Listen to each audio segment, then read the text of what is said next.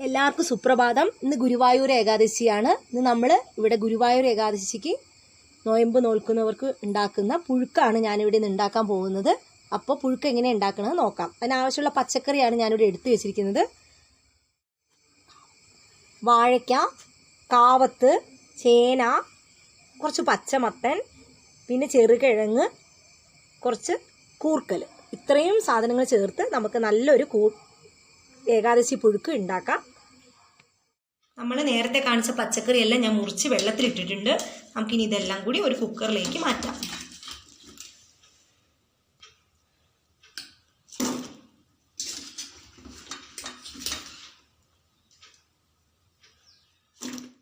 നമുക്കിതിൽ കുറച്ച് മഞ്ഞൾപ്പൊടി മാത്രം ചേർത്ത് കൊടുക്കാം. ഉപ്പിടണ്ട. ചേനയ്ക്ക് ഉള്ളത് കൊണ്ട് ചിലപ്പോൾ ഉപ്പിട്ടാൽ വേവില്ല. അതുകൊണ്ട് നമുക്ക് മഞ്ഞൾപ്പൊടി മാത്രം ചേർത്ത് വേവിക്കാൻ വയ്ക്കാം. കുക്കർ ഒരു 2-3 വിസിൽ വന്നാൽ നമുക്ക് ഓഫ് ചെയ്യാം.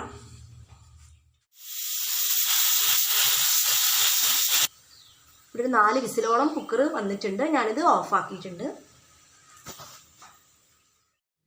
ഇവിടെ കുക്കർ തണുത്തിട്ടുണ്ട്. വെയിറ്റ് നമുക്കിത് വെന്തിട്ടുണ്ടോ നോക്കാം.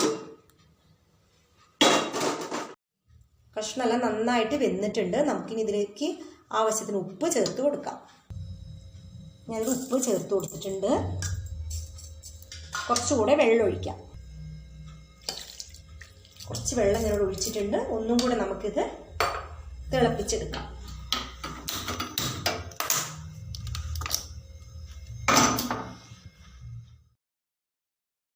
ഇനി നമുക്ക് പുഴുക്കിന് ആവശ്യമുള്ള തേങ്ങ ഞാനിവിടെ ചിരവി വെച്ചിട്ടുണ്ട്.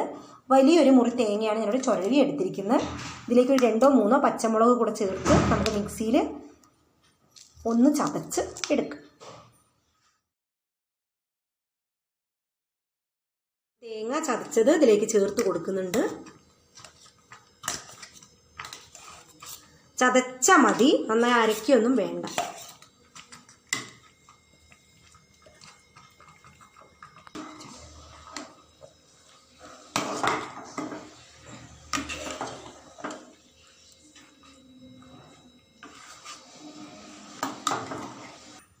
ഇനി ഞാൻ പുഴുക്കിൻ്റെ അടുപ്പ് ഓഫ് ചെയ്തിട്ടുണ്ട്. നമുക്ക് പുഴുക്കിലേക്ക് വറവിടാം. നമുക്ക് വെളിച്ചെണ്ണയിൽ വറവിടാം. ഇവിടെ ഞാൻ കടുക് ചേർത്തത് പൊട്ടിയിട്ടുണ്ട്. അതിലേക്ക് കുറച്ച് ഉഴുന്നുപരിപ്പും കൂടെ ചേർത്ത് കൊടുക്കുന്നുണ്ട്.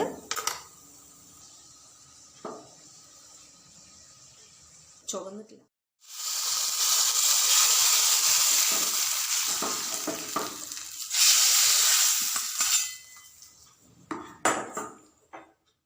കരിവേപ്പില കൂടെ ചേർത്ത് കൊടുക്കാം. നന്നായി ചേർത്ത് ഇളക്കാം.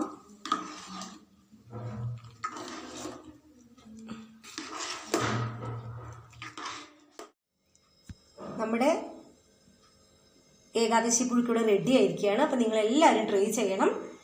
എൻ്റെ ചാനൽ ഇഷ്ടമായ ലൈക്ക് ചെയ്യണം, ഷെയർ ചെയ്യണം, സബ്സ്ക്രൈബ് ചെയ്യണം. നിങ്ങൾക്ക് ഏവർക്കും നല്ലൊരു ഗുരുവായൂർ ഏകാദശി ആശംസിക്കുന്നു.